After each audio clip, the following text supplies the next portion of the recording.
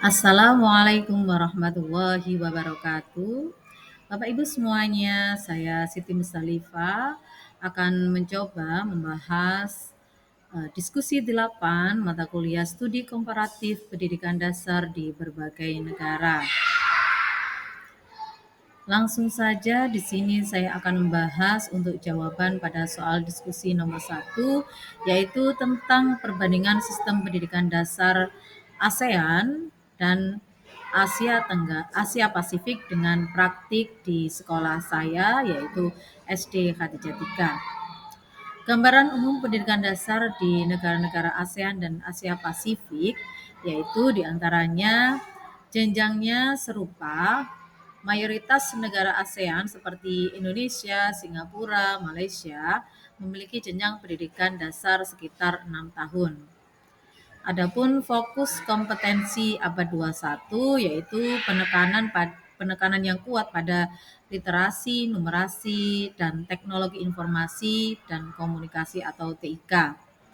Kurikulum adaptif yaitu berupa pergeseran menuju kurikulum yang berpusat pada siswa dan pembelajaran yang bersifat kontekstual. Contoh negara yang melakukan kurikulum tersebut yaitu negara Singapura, ya, rekor akademik dan integrasi teknologinya yang sangat kuat. Kemudian Australia melakukan pendekatan inquiry dan pengembangan keterampilan sosial.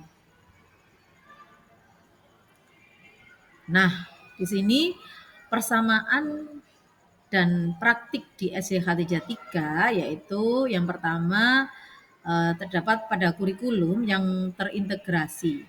Di SD Khadijah 3 mengadopsi 3 kurikulum yang selaras dengan tren regional untuk menyeimbangkan akademik dan nilai kurikulum. Dan nilai yaitu kurikulum merdeka. Kurikulum merdeka merupakan kurikulum nasional.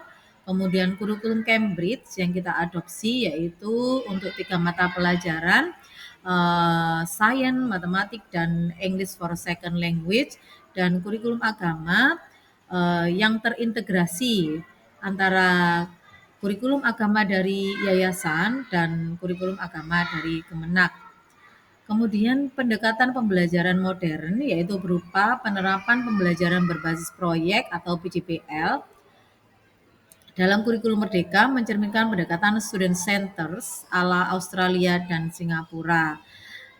Di SD Khadijah 3 ini melakukan pembelajaran ko-kurikulernya menggunakan penerapan pembelajaran berbasis proyek. Kemudian struktur jenjangnya yaitu di SD Khadijah 3 mengikuti standar Indonesia yaitu 6 tahun setara dengan mayoritas negara-negara di ASEAN. Adapun ciri dan kebijakan pengelolaan. Kebijakan pengelolaan yaitu pengembangan kurikulum operasional satuan pendidikan atau KUSP memberikan otonomi kepala sekolah untuk mencerminkan tren pemberdayaan sekolah.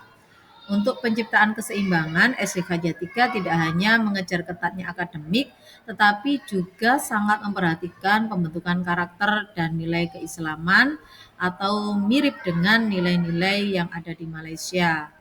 Di SD Khadijah 3 terdapat suatu pembiasaan karena SD Khadijah 3 merupakan sekolah NU. Di sini ada pembiasaan aswaja yaitu menerapkan ibadah-ibadah yang terkait dengan keaswajaan, mulai dari ibadah sholat, doa harian, sholawat Nabi, Yasin Tahlil, dan istighosa. Kemudian integrasi teknologi yang terus didorong meski masih ada tantangan. Tantangan dan rekomendasi perbaikan. Adapun tantangan yang dihadapi yaitu berupa infrastruktur dan pelatihan guru dalam teknologi masih perlu ditingkatkan. Kemudian adanya kesenjangan kualitas antar daerah. Kemudian rekomendasi strategis yaitu dilakukan dengan cara memperkuat pelatihan guru dalam menerapkan kurikulum terintegrasi dan berbasis teknologi, meningkatkan anggaran untuk infrastruktur pendukung di semua daerah. Tujuannya untuk apa? Untuk memperkecil kesenjangan kualitas untuk semakin setara dengan negara lain di kawasan Asia Tenggara dan Asia Pasifik. Berikut ini untuk jawaban diskusi nomor 2, yaitu tentang pendidikan dasar dan era pasar bebas ASEAN. Dalam diskusi di nomor 2 ini, saya mencoba untuk menganalisis artikel yang berjudul Pendidikan Dasar dan Era Pasar Bebas ASEAN, apa yang perlu dipersiapkan, yang ditulis oleh Nurholis tahun 2016, yang disampaikan dalam seminar nasional dengan tujuan menganalisis tantangan dan peluang pendidikan dasar Indonesia dalam menghadapi MEA serta memberikan rekomendasi strategis. Adapun intisari pemikirannya terdiri atas yang pertama tantangan abad 21 yaitu perubahan sosial, teknologi dan budaya yang pesat. Kemudian yang kedua era pasar bebas ASEAN atau MEA yang menuntut tenaga kerja yang kompeten, cerdas emosi, spiritual dan teknologi. Yang ketiga adalah kondisi pendidikan dasar masih menghadapi masalah kurikulum minim menggunakan pendekatan hafalan dan fasilitas yang tidak memadai.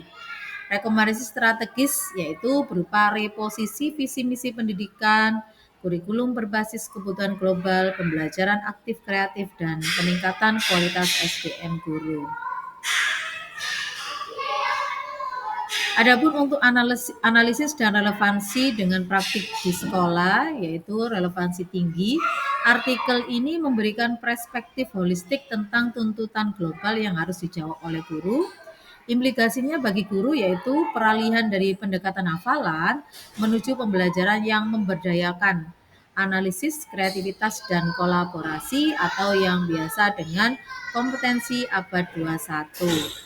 Dalam konteks SD Khatijah 3, yang pertama sudah diterapkan pembelajaran aktif dan kolaborasi dengan orang tua, dan tantangannya yaitu keterbatasan fasilitas dan kesenjangan kualitas SDM.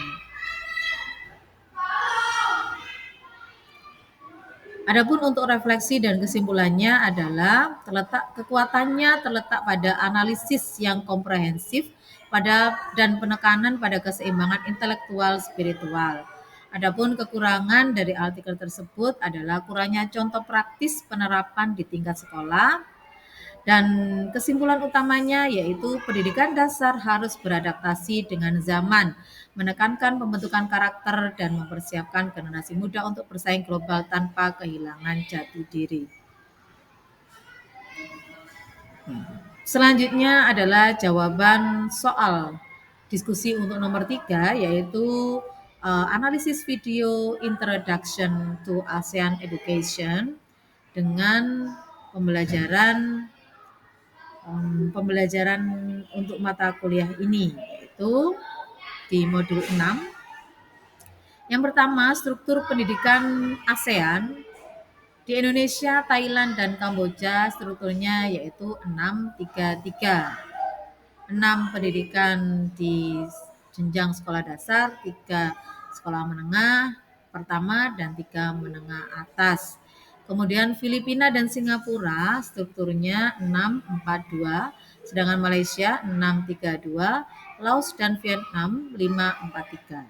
Kesimpulannya bahwa setiap negara mengadaptasi sistemnya sesuai konteks sosial, ekonomi, dan kebijakan lokal masing-masing. Adapun isu dan tantangan regionalnya yaitu di video mengidentifikasi isu spesifik yang dikaji dalam modul 6 yaitu kekurangan fasilitas berupa buku laboratorium di Indonesia, di Kamboja, dan Laos. Adanya ketimpangan daerah kota versus di desa, di pedesaan. Kemudian kekurangan guru di daerah terpencil, khususnya di Thailand dan Indonesia. Kemudian ukuran kelas terlalu besar, itu khusus di daerah Laos. Untuk pelajarannya, banyak tantangan pendidikan yang bersifat universal, terutama dalam hal equity dan kualitas. Pendidikan alternatif dan inklusivitas. Video memberikan contoh praktis program inklusif atau alternatif yang sejalan dengan topik modul 6, yaitu di Indonesia adanya Kejar Paket A. Kemudian di Myanmar dan Kamboja ada Accelerated Education. Kemudian di Filipina ada Alternative Learning System atau ALS. Program-program ini mencerminkan komitmen ASEAN untuk memenuhi hak semua warga atas pendidikan. Untuk harmonisasi melalui AQRF, yaitu ASEAN Qualification Reference Framework, adalah suatu alat harmonisasi yang konkret relevan dengan pembahasan modul 6 tentang standarisasi global yang berfungsi sebagai alat translasi kualifikasi antar negara ASEAN, kemudian pendukung mobilitas pelajar dan tenaga kerja, dan pemacu peningkatan kualitas dan relevansi pendidikan. Relevansi dengan tuntutan abad 21, baik modul 6 maupun video menekankan pentingnya keterampilan abad 21 dan di video juga menyoroti perlunya keterampilan komunikasi, pemecahan masalah, dan berpikir kritis, kolaborasi dengan sektor private, dan peningkatan kualitas pendidikan tinggi dan vokasi. Adapun refleksi singkat yang bisa saya sampaikan, yang pertama, video tersebut berfungsi sebagai studi kasus regional yang memperkaya pemahaman terhadap modul 6. Yang kedua, video tidak hanya mengonfirmasi teori tetapi juga memberikan perspektif praktis tentang implementasi tantangan dan solusi pendidikan di tingkat ASEAN.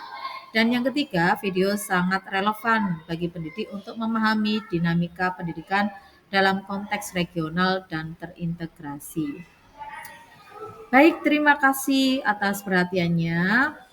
Ada akhir kata, education is the most powerful weapon which you can use to change the world. Nelson Mandela. Assalamualaikum warahmatullahi wabarakatuh.